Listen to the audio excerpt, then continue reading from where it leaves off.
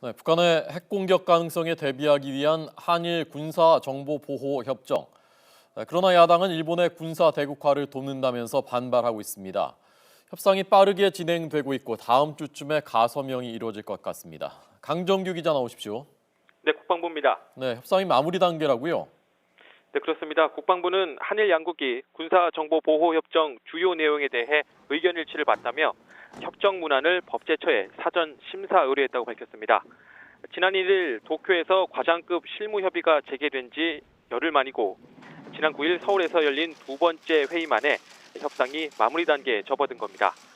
법제처 심사 이후엔 차관회의 상정과 국무회의 의결 등 국내법상 필요한 절차를 거쳐 일본 측과 정식 서명을 하게 됩니다.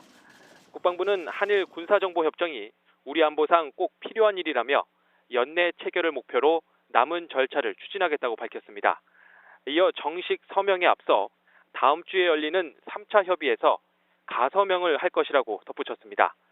그야말로 협상이 일사천리로 진행되고 있는데요. 앞서 국방부는 국민적 공감대를 얻기 위해 노력하고 공개적으로 협상을 진행하겠다고 밝혔지만 충분한 홍보나 여론 수렴 과정 없이 협상을 밀어붙이고 있다는 비판이 나오고 있습니다.